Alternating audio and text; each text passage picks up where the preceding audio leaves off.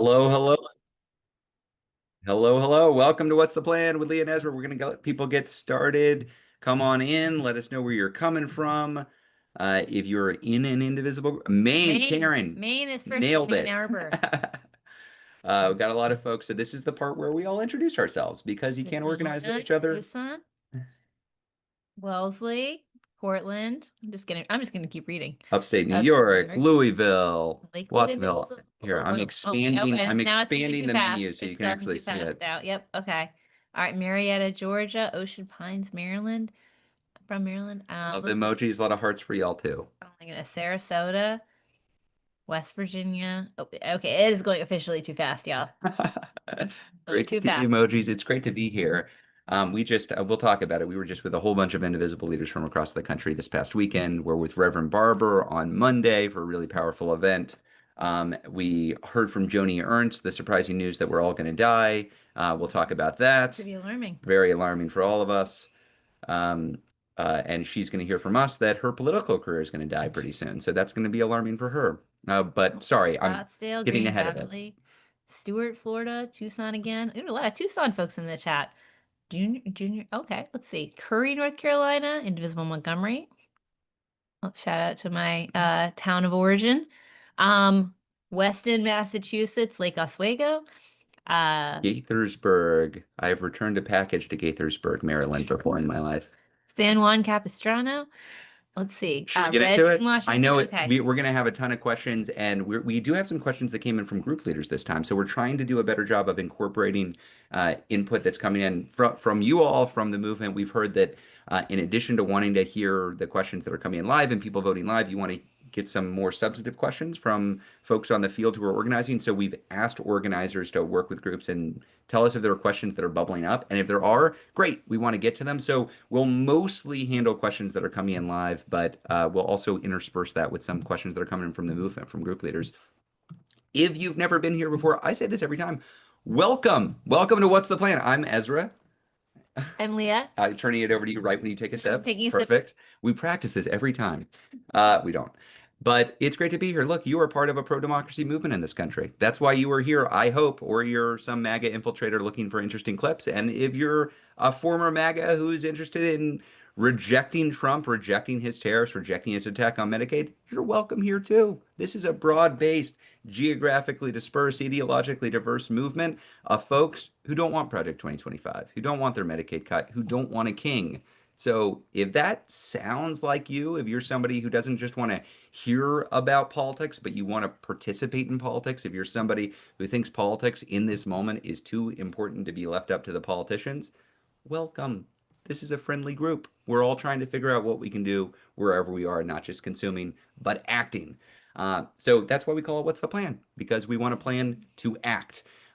Again, if you've never been here before, we do a little bit of an intro. I did the last one last week. Leah's going to cover much of this one. We do like to start out, though, by welcoming the new Indivisible groups. We are a group-based movement. These groups are made up of dozens, hundreds, thousands of individuals, but we believe that the way that we can have impact, the way we aggregate our power is by forming local groups that we run. They're run by normal everyday folks on the ground trying to figure out how to aggregate power and push their elected officials, push their institutions to show up for democracy. And so we like to welcome them because it turns out every single day of the week there are new Indivisible groups forming all across the country and actually in a couple parts of the globe too, which is kind of an exciting new feature of this year, seeing Indivisible groups all over the world. Now we got another exciting one to call out, so I'll call that out for you. But with that note, I'm just going to call it a few. We have too many for me to call out all of them. I'm sorry if you are a brand new Indivisible group and I'm not calling out your name and you're like, oh gosh, I wish Ezra or Leah would have called us out because we want to advertise yourself. Let me know. I am persuadable. Announce yourself in the chat. And announce yourself in the chat. Let us know. But here are just five indivisible groups among the 30 or 40 that formed in the last week. One, this is just a biased choice, y'all. I got to be honest. Indivisible Lockhart, Texas. Joni registered Indivisible Lockhart. I want to see some love for Joni with Indivisible Lockhart. This is less than 30 minutes from where I grew up in the boonies in Texas. I used to play soccer out there. If you're looking for good barbecue in the world, in the United States, in Texas, you're probably going to go to Lockhart. And not only is there a Lockhart Indivisible group that's brand new, there is a Lockhart No King's Day protest that is on the map that you can find. So welcome, Jody. Welcome to the movement. We got East Tawas, Michigan. There are and Palm Coast, Florida, which is Indivisible Flagler. So Tawas Indivisible, Indivisible Flagler. Tawas is in Michigan, Flagler is in Florida. These are re-registered groups. So this is another phenomenon that we're seeing here. A lot of indivisible groups started in 2017, 2018. Maybe leadership changed over. Maybe the group just disbanded. For whatever reason, they stopped operating at some point over the last 8 years. That's cool. Sometimes that happens. Sometimes you need to take a breath. Sometimes the group just needs to go and focus on other things. It happens. These are groups that are coming back to us. They're coming back to the movement. There is a No King's Day protest in East Tawas now. There is a No King's Day protest in Palm Coast, Florida. So these indivisible groups are, again, not just reforming to talk to each other. They're engaging with their community, which is awesome to see. But another group, we've never had a group here in Hannibal, Missouri. And I was scanning through the list and I was like, Hannibal, Missouri, why do I know that name? And I think it's because when in elementary school, we are all taught that Hannibal, Missouri is where Mark Twain is from. That's his boyhood home. And yes, indeed, that is Mark Twain's boyhood home. We have a Hannibal Indivisible now. That's really going to get in Trump's head, too. That's He pretty has a cool. problem with Hannibal. He doesn't really know exactly how that works. But the last, I mentioned there was another group internationally. We have mentioned, I believe, Florence, Italy before because there was a Florence, Italy No King's Day protest. Well, there is now an indivisible Florence. As of this week, not only is there a No King's Day protest in Florence, Italy, if you happen to be looking for an excuse to go to Florence, you have one more reason. You can visit with the Indivisible Florence folks. Christy, welcome to the movement. Great to have you. Okay, Leah, now that we've welcomed some Okay. newcomers, what are we doing here? How do we do these calls? So this call is going to be mostly Q&A. Some is live, some submitted by group leaders in advance. We've got a very active chat. You may have noticed if you want your comment to be seen by everyone, you've got to select the little button that says everyone versus hosts and panelists. You can send us a message too. That's fine, but that's just, that's what you got to do. If you're here on the Zoom, you are able to ask questions and upvote questions via the little toolbar at the bottom of your screen. You can put in your question. You can also just vote for the ones that you want to see. We're going to go mostly from the top of the stack, but we'll alternate a little bit to try to make sure that you get a diversity of questions in there. Um, we've gotten some feedback from different groups who wanted to be sure that group leaders got their questions added into the queue. So we're also going to pull some of those that came in advance as well. And I note last week, we also asked if you're with an indivisible group, just noted in the question. That's a nice little Mhm. advertisement, both for your group. We'll call you out, and That's a also great you might point. get more votes for it. And I'll try to seek out some of those questions as well if they're coming in live. Yep, that's great. This is going to be recorded. It will be sent out to everyone who registered. It will be posted on YouTube. You can watch it as many times as you want. We will post links in the chat as we go. We're also going to send all the links that we post out, so we will follow up if the chat is simply going too fast for you. All we will make sure you get that. Finally, just a note on respect. This is a space where we're all coming with a lot of deep emotion. The things that are happening, the things the Trump administration is doing are hitting hard. They are hitting our communities. They are hitting our families. They are incredibly personal. It is natural to feel afraid. It is natural to feel angry. We are going to try to be a space where we take those feelings and we support each other, right? So we are asking folks to keep it constructive in the chat. We are a movement that organizes together and holds each other up, even when we disagree about tactics or strategy. That's foundational to our ability to organize together. One last piece of housekeeping. We do these every Thursday at 3 p.m. Eastern. We've been doing that for a very long time. I think ritual is really important. I think it's good to give you something that you can count on. It helps us because it's something we can count on. We hear from a lot of y'all that you make a point of tuning in every Thursday like clockwork. It's good to count on it. And with that said, I want to note there's going to be a schedule change once this month, and I'm going to give you a couple weeks heads up. So Thursday, June 19th is Juneteenth. It's a federal holiday. It stands for just about everything that Trump stands against. And we respect Juneteenth at Indivisible. We give the whole team the day off on Juneteenth. Indivisible will be closed. We want to give you the opportunity to take Juneteenth and actually reflect on the holiday and make best use of it.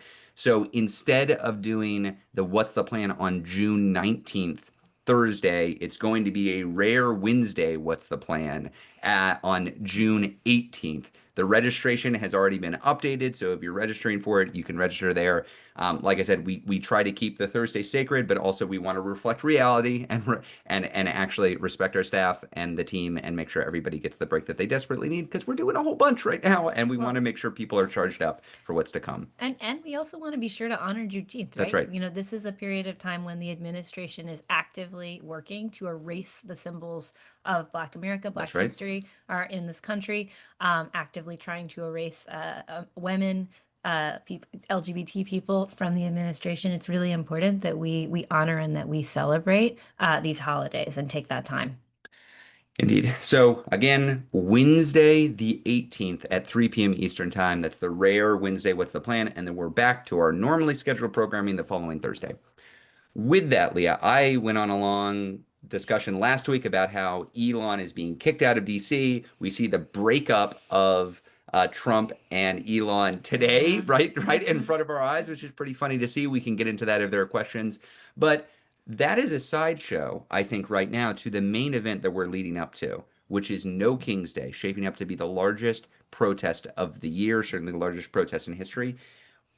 Can you talk to us about what is the strategic logic? Why are we doing this? Yeah, absolutely. And I've heard a couple people ask sort of like, why are we doing another protest? What's the point of doing a protest right now? And that's a question that I think that we as a movement should always take seriously, right? Because we are not about doing a tactic to do a tactic. We are about an overarching strategy and we are about doing things that make sense within that overarching strategy. So I'm going to talk a little bit about how we got to No King's Day as part of that plan and why we think it's so important and how it fits into that bigger picture. So, first, No King's Day. Very clear from, well, first, let's talk about society in general, right?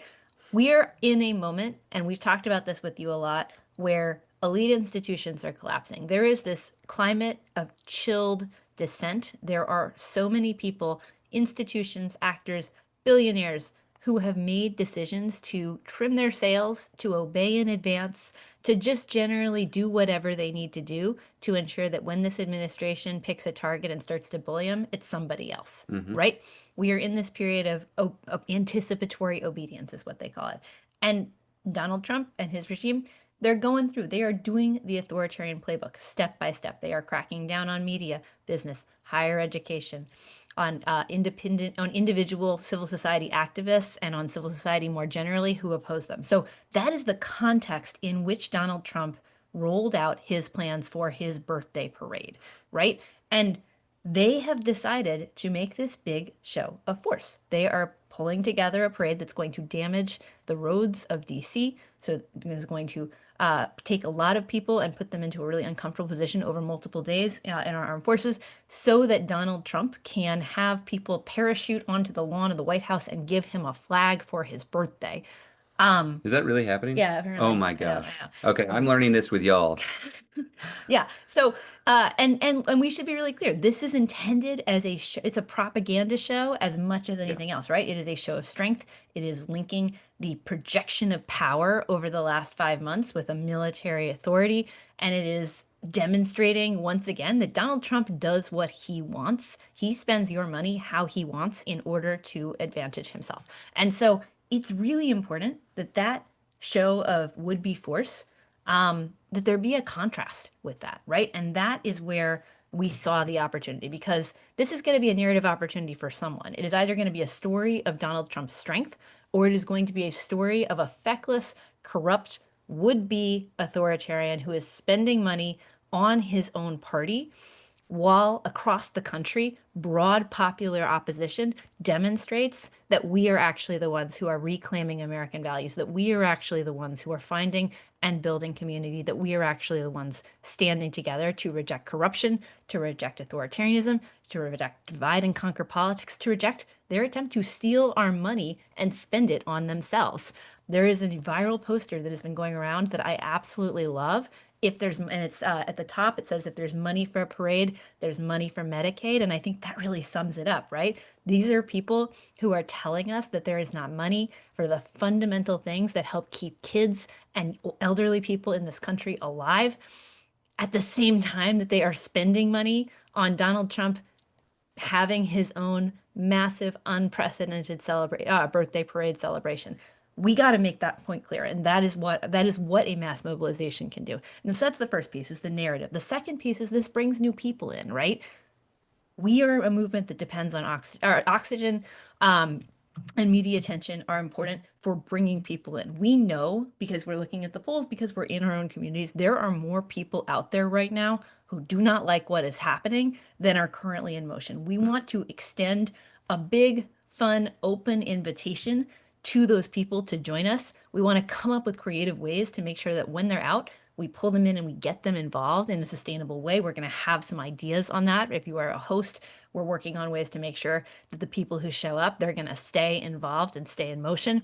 And then the third piece, just to go back to that chilled climate, we're going to combat the chilling of dissent. We are going to combat the way we are going to take on this dynamic of anticipatory obedience. And we're going to show, you know, maybe law firms are going to fold. Maybe Jeff Bezos and Mark Zuckerberg are going to fold. Regular people, we are not going to fold. We are going to be here. And in fact, our power, our numbers, our opposition, it is only growing. And what we want to do by doing that is inject a note of doubt into Donald Trump's entire shtick. Because what he wants is for people to think that he is inevitable, that his power, his consolidation is inevitable. What we want is to demonstrate that it is just as likely, in fact, more likely, that this is going to be a pretty short-lived era, that he is going to go down in history as discredited, as historically unpopular, as ultimately facing accountability for his legion of crimes. And his enablers will too. We want to inject into the popular discourse the idea that he is not, in fact, inevitable. And in fact, it's only a matter of time until democracy catches up with him. That is what we collectively do with a show of force like No King's Day. Now, this is within the bigger strategy, right? No one day of protest is going to solve everything. That would be wild. That would be really that would be our jobs would be a lot simpler. It's part of a strategy that involves pressure on congressional actors, right, to fight this attack on Medicaid, to fight this billionaire tax giveaway. It's part of a strategy that involves mass mobilizations like this show of strength that shows exactly how big and broad the opposition is across this country. It's part of the work that we started to talk to you about, where we're putting pressure on the institutions within our own lives, right? Our faith institutions, businesses, higher education, where we're starting to think about who within our own lives do we have leverage in relation to, and how can we push them onto the field in the fight for democracy too. All of that has to come together, and we have to build the muscles and build our strength over time, right? Because fundamentally, this is a marathon. Think of this as like the 5K within the marathon. If you cannot do the 5K, we're not going to do the marathon. Hmm. That's where we are.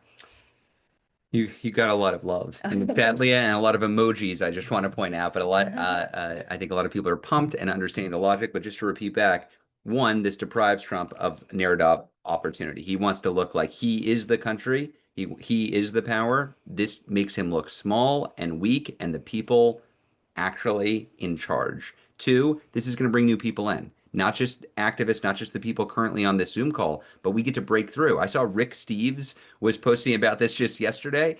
If you happen to know any celebrities, if your second cousin once removed is Ariana Grande, get in touch. Get them to use their platform. We want to pull new people in. We actively want to bust through the bubble that many people are in and let them know that they can be part of this. So think about how you can do that. We'll get into promotion in a sec. Third, it combats the chilling of dissent. It pushes back against institutions that might otherwise fall, and this all fits into a larger campaign that we're all in right now. So if you're convinced and you think Leah's making a lot of sense, the question then is, what can we do? What can we actually do where we are? And we sent out a survey after just about each one of these calls. And the last survey we sent out was, how are you promoting your local No Kings event? Some of the people on these calls are hosting events. Some of the people on these calls are just attending events. That's okay. We all have a role in promoting. There is not some big multi-million dollar ad buy to tell people about this.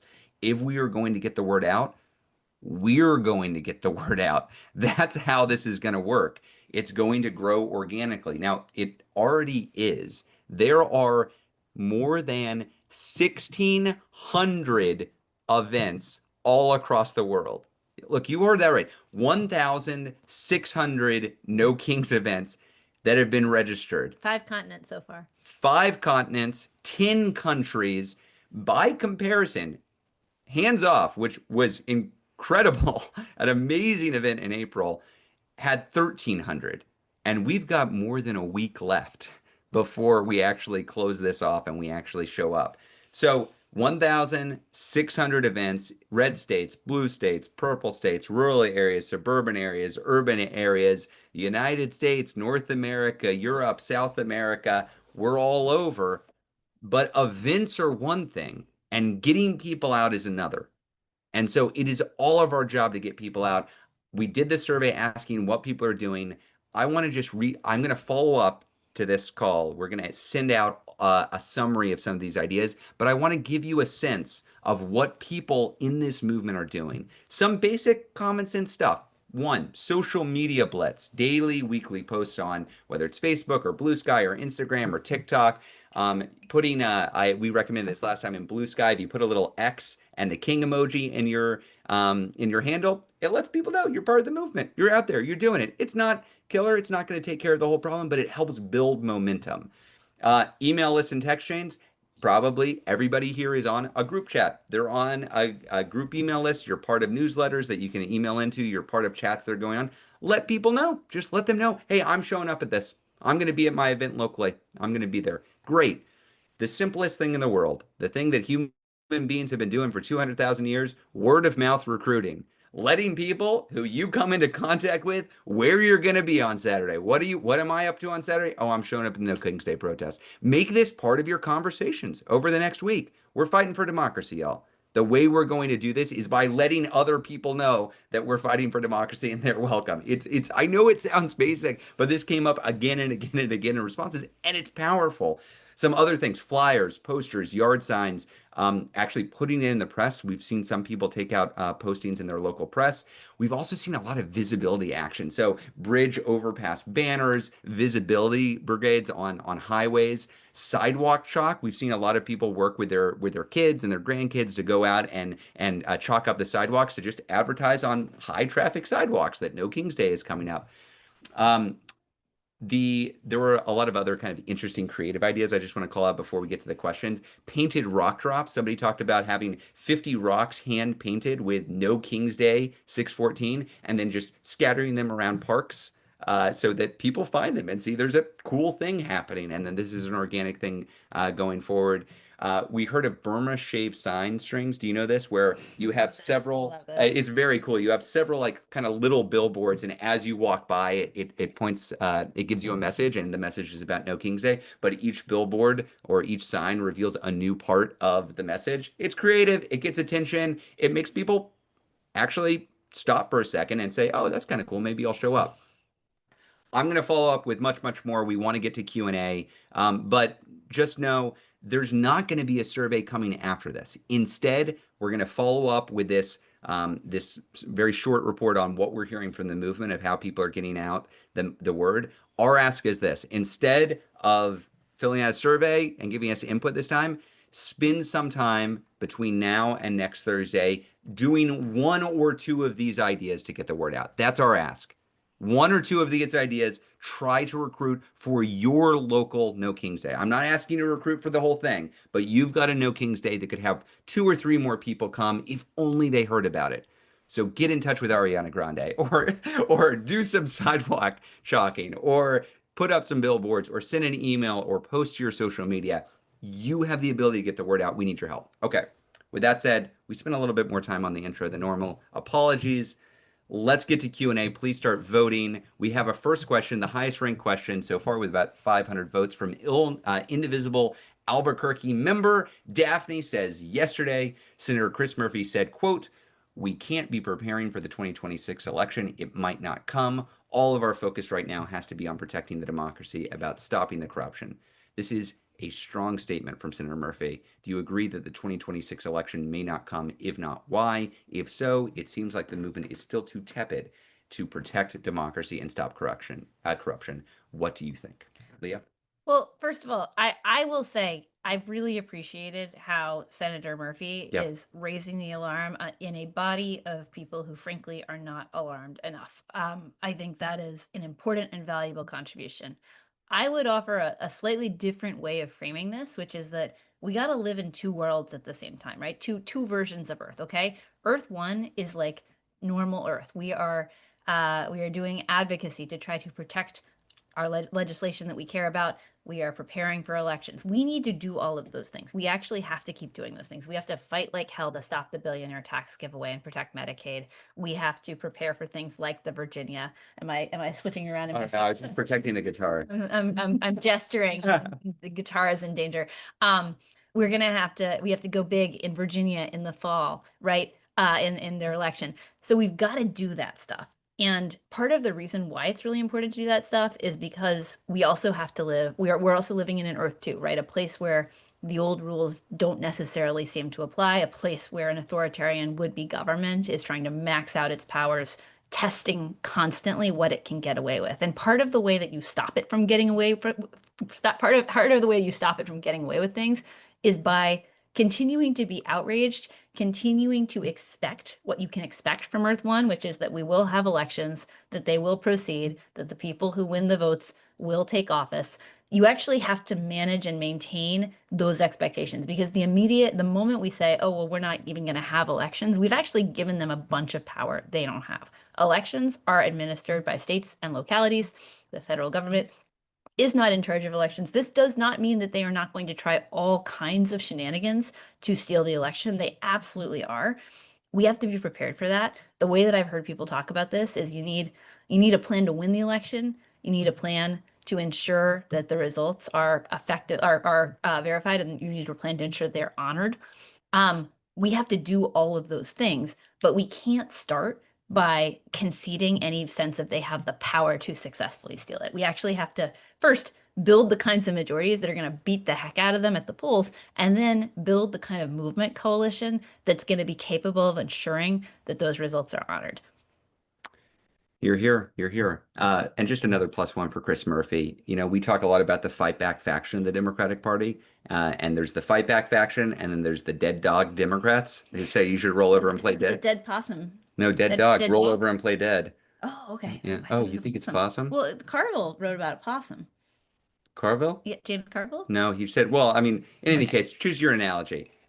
Chris Murphy is not Your a point is possum or a dead dead animal, dog. dead animal. He is fighting back, and we need more Chris Murphys. We need more folks who are out there talking about the stakes and actually talking about how they're going to invest their time, energy, effort, and money into building up the pro-democracy force on the ground. Chris Murphy is doing that. J.B. Pritzker is doing that. Maxwell Frost is doing that. Jasmine Crocker is doing that. Jamie Raskin is doing that. Bernie and AOC are doing that. We need more of those kinds of leaders out there raising the alarm and actually not just saying the right thing, but talking the talk and walking the walk. I'm going to bounce to some a group leader question that came in ahead of time. Again, the reason why we're doing this is we're a movement of groups and we want to listen to groups too. So hopefully you can learn from group leaders as well. Kirsten Zolfo, who's one of these powerhouse leaders from Indivisible, Bucks County, Pennsylvania, submitted a question early, said, is it possible to do some sort of quote unquote new activism training session to provide best practices for our new members, like an orientation? And item one and on the list is listen to organizers, and item two is sign up for events so organizers know how many folks to plan for. This sign up for events thing I think is important. I think some people will see a No King's Day event and they'll say, oh, there's one in my area. Great. I'll plan to go there on Saturday. But then you won't register. And it's actually kind of a pain if you don't register because then we or the organizers don't know whether or not you're coming and they don't know the size. So it's actually actively helpful. I know it's an extra step, but putting in your information so they have a quasi accurate count of how many people are going to show up is quite helpful. So I would encourage that. And Uh, we're also, it's just worth noting, the normal organizing rule is the rule of three, that for every one person who you need to show up, you need to confirm three. yeah. Like that's the assumption is that, 300 people RSVP, 100 are going to show up.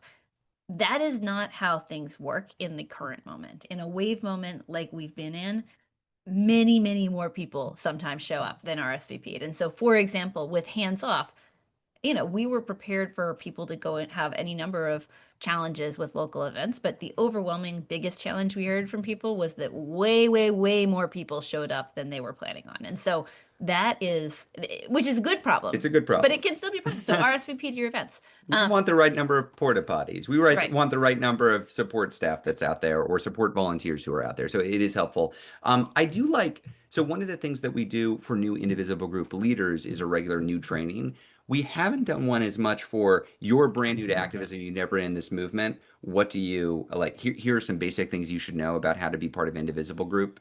Uh, we have normally left that to indivisible groups because the theory is that we help organize groups, groups help organize new activists. But we could look into helping produce new content specifically for if you're brand new here. Hey, here's Organizing 101. Here's Activism 101. If you're brand new, great, welcome. Here's some things to know. It's a good question, Kirsten. Another question Kirsten had was a specific question about a tactic around possible die-ins when the big, beautiful, she says, big, beautiful turd passes the Senate and goes back to the House.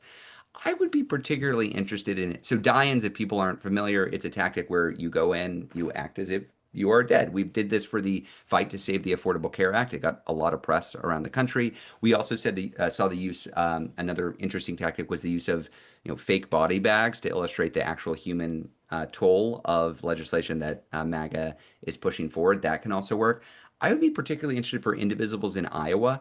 Now that Journey Ernst said in response to because of Medicaid cuts, people die. Well, we're all going to die. I think that could Yeah. be an An interesting tactic opening. to say this is you are right. We are talking about mortal consequences. This is serious, and we're going to draw attention to it. And if it gets a lot of attention, if it works, we might be able to replicate that in other places. So I like the idea. I think tactical innovation of that kind is something we talk about here a lot. We should always be thinking about how do we break through the bubble? How do we get people's attention? Because if you're not getting attention, you're not going to make your point. So a tactic like that, I think, is smart and worth experimenting with. Back to the live voting questions. Okay, Melissa has the next question. I think it's top of mind for a lot of indivisibles. We just had our big national convening in DC this weekend, and it came up a lot. Melissa writes, we have to put pressure on ICE to stop the illegal and unethical deportations. How do you feel about creating a campaign to have everyday Americans send FOIA requests to their local ICE office every time someone is kidnapped? We could create a template that can be used, which will request the reason for arrest and who specifically was involved in the arrest. We can't let them hide behind masks anymore. Thanks for raising it, Melissa. Leah, do you want to? Yeah, so I'm just going to be honest. I don't have an immediate gut take on the specific proposed tactic. It may well be a great tactic. I don't know. I would want to check it with a few of our friends across the immigration space in order to have a really clear assessment of how useful that is. But I do think it's worth just noting the broader context, right? So first, I am going to bet there are some people who are on this call who have not yet taken a Know Your Rights training. Mm, yeah. Sometimes people think, "Oh, I am not a person who's going to be targeted by ICE, so I don't need that." One, they're they're a threat to everybody. But two, it's also for bystanders. It's for people to know what do you do if ICE gets on the bus that you're sitting on? What do Yeah. you do if ICE shows up at a restaurant that you're eating in, right? It's actually helpful for a much broader set of people than the folks who are in the most immediate peril. And so, first, take the training.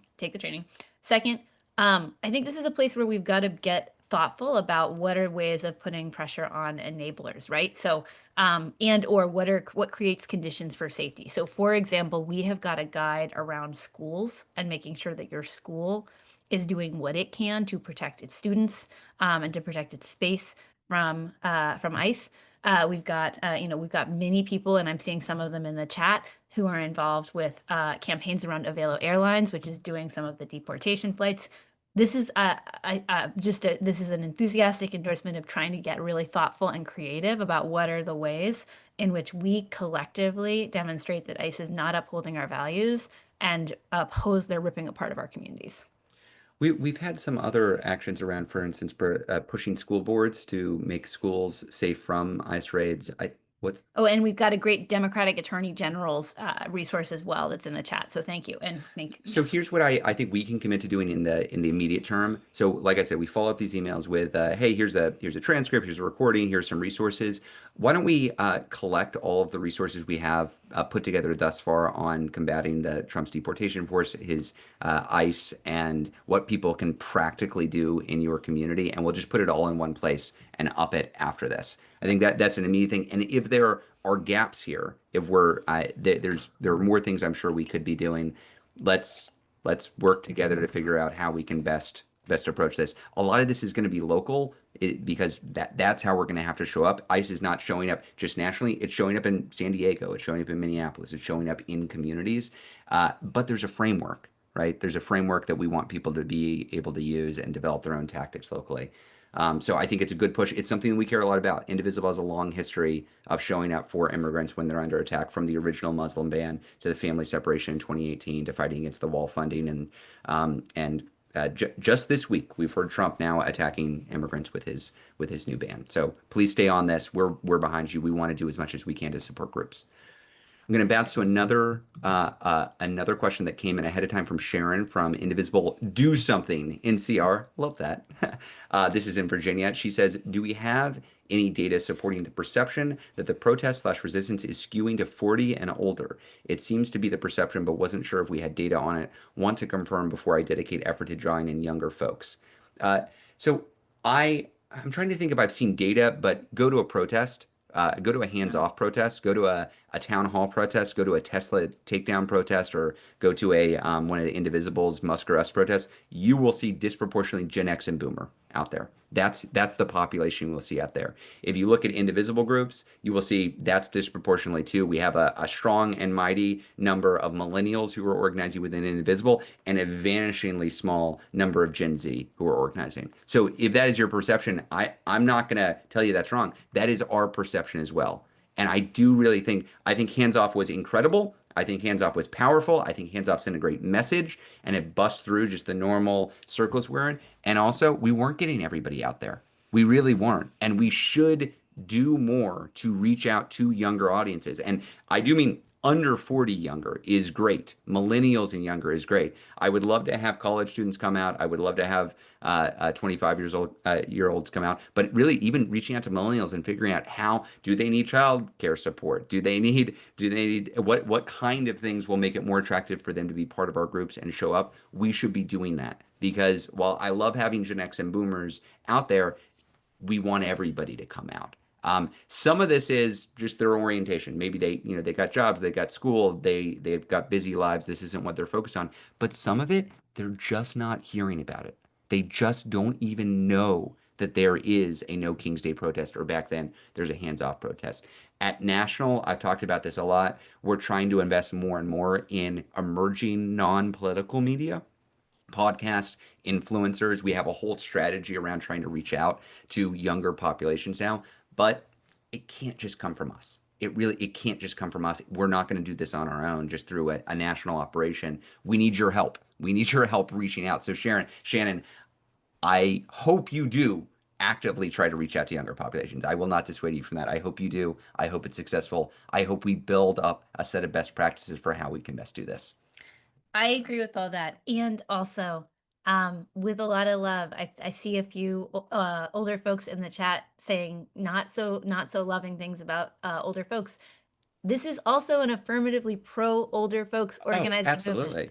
We think it is one of the really cool things that I have seen with Indivisible is somebody, somebody who's retired and who is taking their skills that they have built in their entire, in their career, and applying them to their local Indivisible group. And that is like so cool and so amazing. And I always really especially want to note that we live in a society that really makes older women feel invisible in so many ways. And it is important for us to recognize the leadership that older women have brought to our movement, Yeah. to the fight for democracy in general, because we know that we are working with an intergenerational population of folks who've brought enormous contributions. And so we do always want to be bringing in younger people. And also, we do not stand for any intergenerational slander here. That's right. That's right. Okay, back to top voted questions. Warren asks, "What's planned for the weeks and or month?" And Leah, you're just getting a ton of love. What's planned for the weeks and or months following the No King's Day protests? Great question. Okay, so we are continuing to watch as the GOP tries to pass a absolutely terrifying, horror-packed, what is it, like a one big beautiful bill is what they want to call it, No, right? bullshit bribes for Bullshit billionaires. billionaires. Yes, exactly. So, um, Guts Medicaid, Guts SNAP, massive tax giveaways for billionaires, a ton of really nasty provisions built buried in there, from defunding Planned Parenthood and reproductive care providers to the efforts to try to stop courts from being able to enforce their rulings. Ton of stuff, just absolutely nasty and awful and scary. We got to fight back against this bill. It has passed out of the House. It is in the Senate, where the Republicans are, I would just say, collapsing under the weight of their own contradictions right now. No, that's a little optimistic, but there's an active fight going on in the Senate, right? There are some people who think the Medicaid cuts have not gone far enough. There are some people who think they have gone too far. Elon Musk has inserted himself into this situation. We will talk about that in a minute.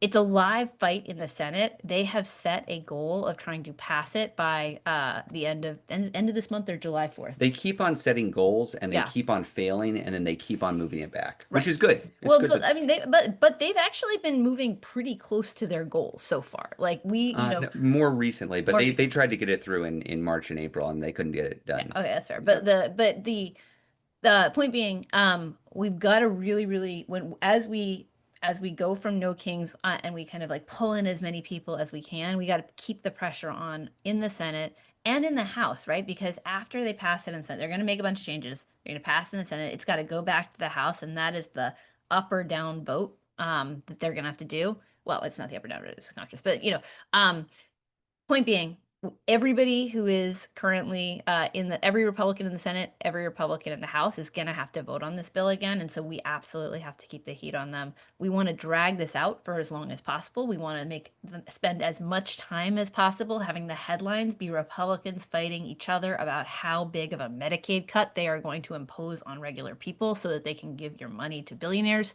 We need to find creative ways to jam that into the headlines, right? Because one of the things that people are pretty clear on is when folks hear what is at stake in this bill, they are horrified, okay? So we have to find creative ways of getting it out there. That is both pressure directly on those electeds and it's actions like, as Kirsten suggested, die-ins, protests, vigils, actions that can help to show what's at stake.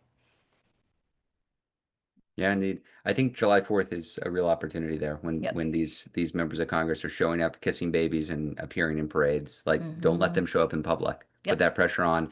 I think what's funny is this campaign started just like every other campaign. We talk about this a lot. You start and they say, it's impossible. Why would you push back against reconciliation? They've got the votes.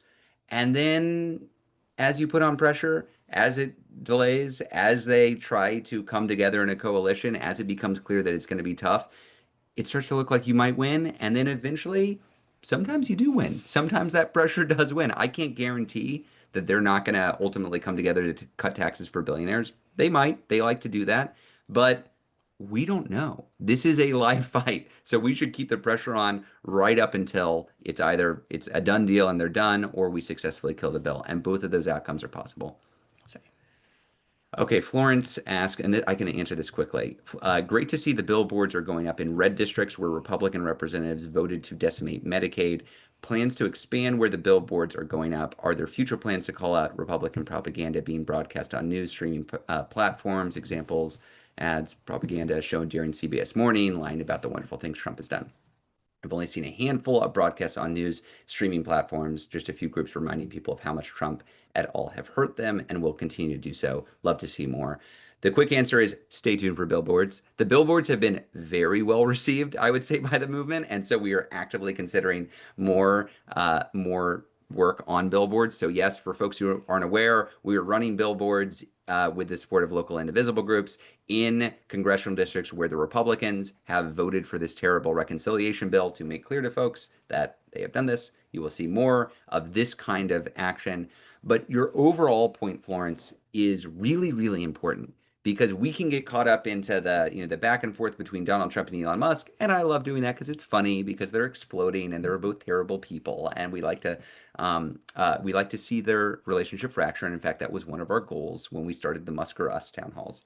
But when it comes to normal, everyday people who aren't politicos, they don't care about that. They care about how is my life going to be impacted? How is my family going to be impacted? How is my community, my school going to be impacted?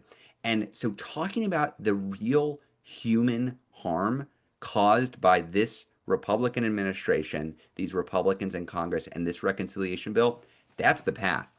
That's how we actually win them back over, including Trump voters who wanted lower prices of bread or eggs and now are getting their Medicaid cut. That's not what they voted for. It's not what they wanted. We need to welcome them into the fold. And the best way we do this is by saying, you got suckered. These guys you voted for, yeah, they're coming after you now. They don't give a damn about you. And we should make that as clear as possible in as concrete terms as possible. How are you specifically being negatively impacted?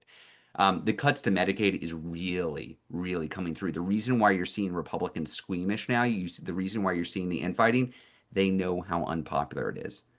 So we should keep on pushing on that, making clear the human cost. Next question. We'll take one more of the voted questions, then we'll go to another group leader question that came in ahead of time. Nadine asks, for June 14th, we can't just wave banners opposing Trump and his unquestionable awfulness. We can't merely march to beat back the big, bad budget bill. Our banners must go on offense, too, and spell out demands for real change, such as get money out of politics, overturning Citizens United, guarantee healthcare for everyone, end gerrymandering and voter suppression, create a fair tax system. Please discuss. Do you have a similar or better list? Can we push, even shake up everyone in power, including Dems? Thanks. Great question, Nadine. It's something that we cover here periodically, is the mix between building a big tent that says no and building a powerful but smaller tent that is aligned around a set of specific demands that we can all agree on.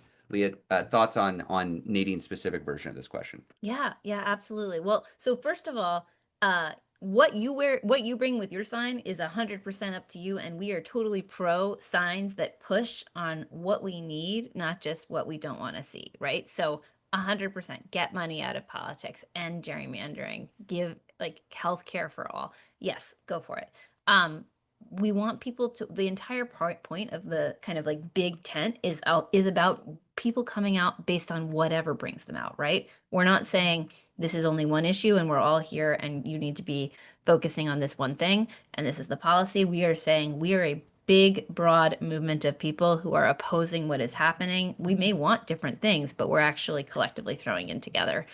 Um, Simultaneously, we do have an analysis, right? Like we have an analysis of how we got here, which is around a small group, like an alliance between some of the worst people in our society, right? Corporations, billionaires made a deal with white Christian nationalists, collectively came together on this agenda of kind of repressive social control and gutting public services in order to deliver more kickbacks, more wealth, or more power to the wealthy. They came together, they made that pact. They are systematically taking control of our government, wrecking the things we care about in order to benefit themselves and in order to impose their repressive agenda on us. We can't get out of this and simply go back and just do another cycle, right? We actually need structural reforms that change the way democracy works in order to fundamentally deliver for people to get to a better outcome, to buy people back into democracy, to make them feel like it works for them. That's all super real.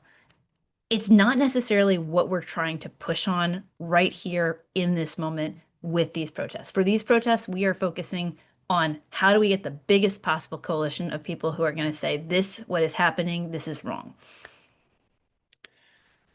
I I agree with all of that because we can't afford to lose to these folks. We can't afford to sit in our silos with folks who fully agree with us and just organize with them on what the proactive vision is.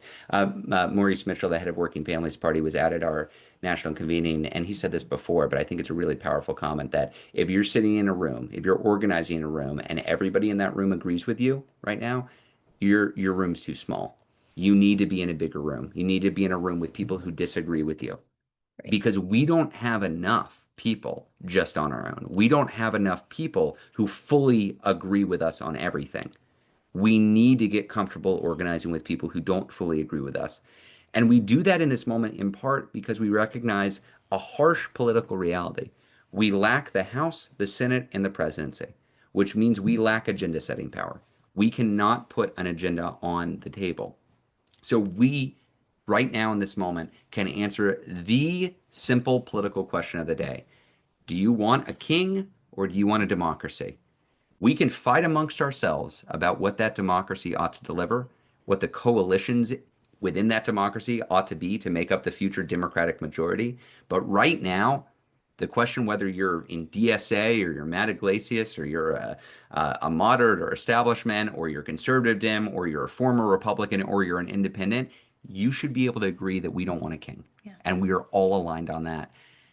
And that should not be an excuse to let the Democratic Party, 16 of whom in the Senate just voted for a crypto bill to allow Trump to take in more crypto bribes, every single one of whom in the Senate voted for Marco Rubio to be Secretary of State, many of whom voted for a MAGA messaging bill on immigration, many of whom are making the argument that we should roll over and play dead. As a collective body, they have an approval rating of 21%. We shouldn't just accept that because otherwise we're going to wind up right back where we are, even if we win, even if there is a backlash against Trump. 8 years ago, Trump came in with the House, the Senate, and the presidency. We were worried about his policy agenda. We were worried about his attack on our democracy. And we were worried about a Democratic Party that was rolling over and playing dead. 8 years later, Donald Trump was elected president. He came in with the House and the Senate. We were worried about his policy agenda. We were worried about his attack on a democracy. And we were worried about a Democratic Party that was failing us. We've been through this before. And unless we demand more from our party, we're going to get more of it. So I'm 100% with y'all in saying, what are we going to be for? But it's not enough because Democrats are not trusted to deliver it. And Yeah. until we demand a party that people can actually believe in, that is actually going to fight for them, that they don't believe is corrupt and feckless, it doesn't matter what their policy agenda is because the people who have tuned out politics because they think it's all broken, because they, I think wrongly, but understandably, equate the failure of the Republicans and the Democrats as one big failure, we're not going to win them back. So there is a major project that we've got to engage in that creates a party we can believe in that actually fights for us. But that has to exist alongside this effort to build a big, broad, ideologically diverse, geographically distributed coalition that says very clearly no tyrants, no kings, no crowns. The people have the power. Okay, I'm sorry. Sometimes I get on my high horse. Somebody needs to just like get the what the TLDR. yeah. TLDR, there are 150 partner organizations on No Kings. I'm psyched about it. I'm not trying to write an entire policy platform that all of us agree on. I want us to all collectively say, hell no to this. We're going to work for that affirmative agenda, but we're not going to try and say everybody's got to sign on to it in order to go out and say hell no to this. And you in your district, in your state, as you consider who is asking you for your vote in a primary, should be very clear. Power concedes nothing without a demand. Showing up with a sign and saying we all hate Trump is not going to produce the Democratic Party you want. Having specific demands for what that Democratic Party will produce that change. Yeah. And that's a project all of us have to take on. But the specific role we have to play is determined by our political reality wherever we live. I'm not going to tell the person in Arkansas to do the same thing as the person in California, to do the same thing as the person in Austin. It's going to be based on your representation. But I want to support it. I'll tell you that, because I think we would be a whole hell of a lot better off if folks who are leading indivisible groups were calling the shots within the Democratic Party rather than some of the bozos who are currently calling the shots. Glenn asks, okay, we've done enough on that question. I could spend a whole session on that question, and I would be willing to if there's demand. Okay, Glenn asks, Trump attacks the press, yet coverage of resistance is often scarce, superficial, and dismissive. Could we build solidarity by holding support the free press rallies outside media offices? Is anyone doing this? So I am not going to tell anybody to not do something that might bolster the spirits of a journalist on a bad day. I will say, I think when we're talking about what is driving this more increasingly skeptical and dismissive coverage, I would look first not to kind of cultural alignment between the people who work in that office and protesters. I would look at corporate ownership, right? Because we are talking about, when we're talking about major newspapers, when we are talking about the major television channels, radio, we're talking about corporate entities that have a ton of other interests that are implicated by the federal government that are making decisions in order to avoid getting hit by Trump for another purpose, right? When we're looking at the CBS attempt to settle a lawsuit, they want to settle that law. They want to give Donald Trump, or the leadership there has been trying to give Donald Trump whatever they can in order to ensure that a merger in a separate part of their the conglomerate goes forward. That's not something that we can address by kind of just forging solidarity at the outside of the office level. That's something where we actually need, strategies and support for targeting this level of corporate corruption, for targeting these corporate enablers. There have been one of the things that has held up the CBS merger from going forward, or the CBS settlement from going forward, is threats by California lawmakers saying, we are going to investigate whether this is a bribe, right? Mm. That's the kind, Democrats in Congress have gotten on some of these law firms and they've said, that sure looks like a bribe, pledging $100 million to the federal government in pro bono. We're gonna start looking into that. We want you to know once we've got subpoena power, we're gonna be looking into that, encouraging our lawmakers to lean in to try to protect our rights, to try to protect democracy, to try to penalize people who are enabling Trump. Those are levers that will allow us to successfully push back on some of this stuff. So I would encourage us to think about this in terms of who are the decision makers and what kinds of pressure are they responsive to, and then what kinds of counter pressures could we generate. And the thing I would add to that, so we did this National Committee of Indivisible Group Leaders this weekend, and we did a panel on new and emerging media and the existing media institution. And Ali McGowan, politics girl, was there. Aaron Parnas, who's got a huge platform and was very impressive, was there as well. Antonio Ariano, who's leads up media for us, and Sarah Dole, our chief campaigns officer. And both of the influencer new media types who came, both Lee and Aaron, said, "Oh, traditional media is dying. The corporate media ecosystem is experiencing last gasp. That the future is this new, emerging, creator-driven, non-corporate political ecosystem that is currently being built. It's kind of the Wild West out there. You've got, individual creators like Lee, you've got bigger operations like Midas Touch. There's a lot of interesting stuff going on and a lot of interesting experimentation going on.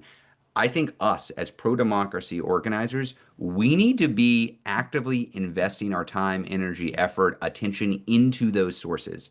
Because if you are looking for the corporate-owned media that is being threatened by Trump to suddenly listen to their better angels, like we can do the campaign tactics that Lee is talking about, and we should, and we will, but we should also recognize a smaller and smaller segment of society is actually getting their news from those sources. An increasing number of people are ignoring traditional corporate media, instead going to these new media sources.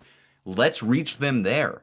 I am happy to reach a new pro-democracy activist on Midas or in Lee's podcast or through Aaron Parnas or through The Contrarian, through any of these new media operations. Why not? They are actually covering the protests in a way that much of the corporate media is not. And if they're not going to cover it, we'll reach eyeballs and eardrums elsewhere. I want to go back. We had one more question from a group leader here, Luke from Indivisible Nova West, who I also just saw this weekend at the convening. He says, how do we, speaking of, actually, this is directly related. How do we push the quote unquote business/corporate pillar of the regime's supporting pillars to defect from Trump? Can we start by getting local chambers of commerce to publicly condemn Trump's policies? Should we be pressuring specific corporations? So, Leah, this builds off exactly what you were just talking about. Yeah, absolutely. And the short answer is that I'm going to make a distinction between what Indivisible National is currently doing and the kind of like all of above, let a thousand, like everybody, we've got to try a bunch of things and see what we can make stick strategy, which I think is what we actually need in a moment like this. Historically speaking, folks may know Indivisible has not done corporate campaigns. That is for a really simple reason. There are other people who do really great corporate campaigns. Our expertise has been primarily around how do you organize locally to apply your leverage to your elected officials? How do you win elections?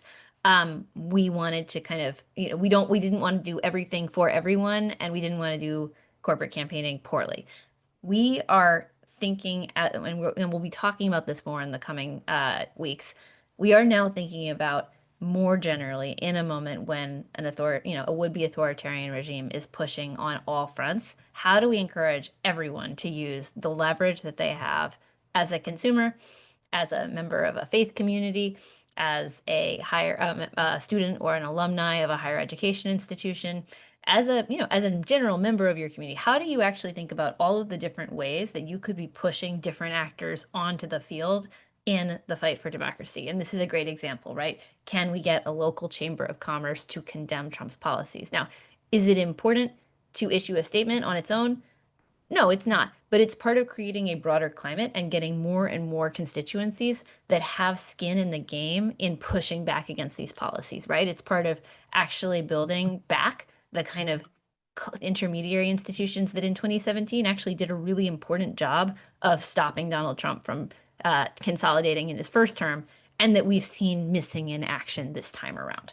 So, in terms of the actual specifics that you're proposing here, there's some really important tech work that is going on already, right? The boycott of Target has been Really a impactful. really powerful demonstration of kind of making an example of a company that complied in advance with Donald Trump. They got rid of all of their DEI policies. They, did everything they could to say, "Oh, MAGA, don't come after us."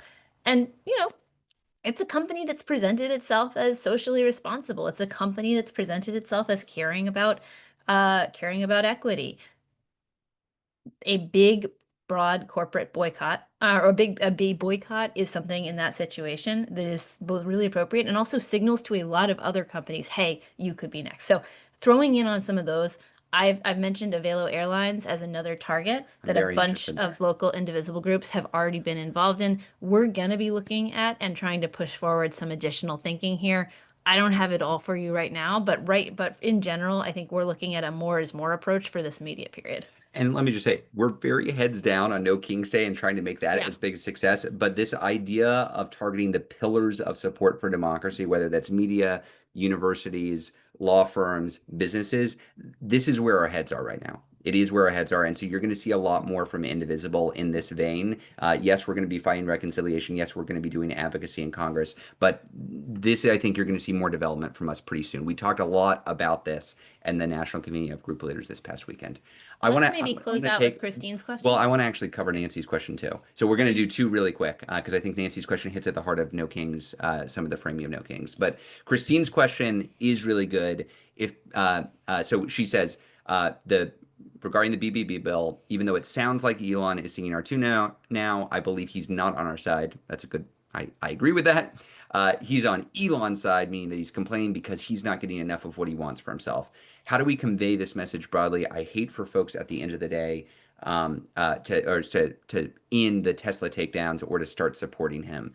I think you've hit the nail on the head here. Elon is engaged in a rehabilitation campaign for his Yep. own brand and his own reputation. It's I will say one of the things that's been very disturbing about the corporate media is how much they are buying it hook, line, and sinker. They are so willing to shift on, like just turn on a dime and say, I guess it's a new Elon, and he's not the guy who ramsacked our absolutely destroyed our USAID, who attacked the Department of Education, that fired federal workers, that engaged in unconstitutional and illegal behavior. If people haven't read Michelle Goldberg's piece on this, I would highly recommend it. The New York Times columnist, she talked about the actual damage being done, which by current estimates, as many as 300,000 children in other countries have died as a result of Elon Musk's attack on international support that the US have traditionally provided. The damage he has done has not been quantified and it's not over. And his pathetic attempts to rehabilitate his image so he can continue to rack up billions of dollars in a mixture of government contracts and corporate greed. It's offensive, and we shouldn't let him get away with it. And Democrats shouldn't let him get away with it. Yeah, that's right. And the only other thing I would add here is right. So we're currently in the stage where Elon is making all kinds of threats on Twitter. He's turned his ire on Republicans. Donald Trump is escalating in response. Each of these people are both immensely powerful and have less emotional regulation than my 2-year-old. So like like it's kind of a good Godzilla versus Mothra situation. Let them fight. I do think we should be real that there's more that unites a lot of these forces than divides them, right? That's right. And so it might be the case that this is a genuine rift, but it also might be Elon Musk, negotiating essentially for another upper hand in the coalition, right? So I think we should think about it less as like take everything they say on face value and more as like these are a bunch of different evil people who are grappling for power in relation to each other. Nobody here is a good guy to your question, Nancy, or sorry, Christine. Um, it is absolutely imperative that enablers of the regime are understood to be such, even if they leave government, and are understood to be responsible for the damage that they've done while they're there. Here, here. Last question that we'll answer. Sorry, we went over a little bit, but we got some good questions here. And before we close it on this question, just will note if you are an indivisible group leader or an indivisible group, and you're like, hey, why did Ezra and Leah answer those questions from groups? I have a question I would like raised to the top. Let your regional organizer know that you've got a question that you want raised and what's the plan, or join our monthly group leader calls that are somewhat like this, but smaller scale. Happy to do it in either way. We want to be reflecting the full movement here, which is a mixture of folks who are directly tied to indivisible groups and people who are operating in different contexts. But hopefully this is working for folks and it's making it a little bit more dynamic. So ending with Nancy's question, what is the deal with the American flag? I see many people are flying the flag at their homes, and I wonder if they're Trump supporters or regular Americans. How can we fly a flag and make it clear we are supporting democracy and not the Trump administration? Conveniently, there's no better time to think about and teach this lesson than Flag Day, which is coming up on June 14th, which we are calling No King's Day as well. Leah, what are your thoughts on, I guess, symbols of American patriotism, the flag, Yeah. working with veterans, supporting America's role Yeah, yeah. abroad, et cetera? Like, Well, how I should we mean, think about so this? you are asking the heads of an organization called Indivisible, which we very consciously pulled from the Pledge of Allegiance. So we're we're down to claim the high ground when it comes to symbols of American history, American iconography. We believe very firmly that this movement, that the broader movements that we are part of, we represent the promise of America's future. We represent the original promises that have so often not been upheld in American history. And we think it's really important that we not give an inch on allowing them to do things like claiming that the flag is theirs when they are the ones who are wildly and rampantly violating American values, taking a chainsaw to the Constitution, attacking our fundamental rights. And so, you know, I would encourage folks to think about how do you make sure how do you wave that flag proudly? Also bring a pride flag. Also bring a Black Lives Matter flag. Make clear that we're actually, we are in fact the folks who are embracing American values, that we are in fact the people who are upholding a kind of inclusive patriotism that has room for all of us, that holds American democracy and expects American democracy to deliver on its fundamental promise. That's our message. Those are our symbols. Why would we let the right have them? 1000%. Do not cede that narrative ground to Trump and MAGA. They do not own patriotism. They do not own patriotism. They do not represent the people. They are trying to steamroll the people. They are trying to undermine our Constitution. 250 years ago on Flag Day, so the 250-year anniversary of the forming of the Continental Congress or the Continental Army, to push back against a king. We are embracing the best parts of American history. We are striving to make this a more perfect union.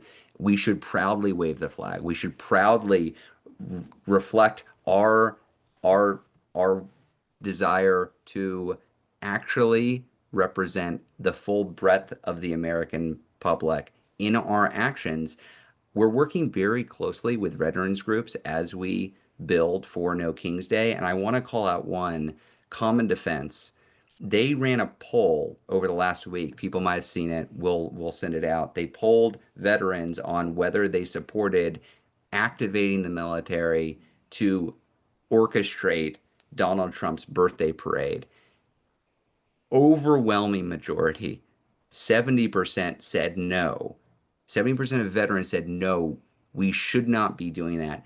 52% of Republican veterans said no, we should not be doing that. Donald Trump doesn't represent anybody but himself. He's play acting as a monarch. He's going to look really small and weak on that day, and we're going to look like where actually power resides in this country. And we should be proud of that. We should be proud of that. We should embrace that. So, by all means, bring your American flags. Bring your American flags. Wave them high. Be proud. Show up. Be boisterous. Be peaceful. And be welcoming to everybody who's coming into this movement. Sure. No survey this week. We are going to follow up and we're going to ask you to do one of these recruitment activities. Just take a few minutes out of your day to try to get more people to your local Indivisible group and your local No King's Day protest. That's how we're going to build this into the biggest protest of the year. We know there are going to be millions of people out there. I want millions more. I want millions more. I want this to be everywhere, and I want everybody in those communities to know about it. So please help us get the word out. And until then, we will see you. Actually, Thursday, next Thursday will be our last one of these What's the Plans before No King's Day. So we've got one more to talk about how things are going. So we'll see you next Thursday. Thank you all for showing up. We really appreciate the input. We appreciate the questions. We continue to iterate. So please provide feedback as you've got it, and we'll try to make these better and better. See you next week, everybody.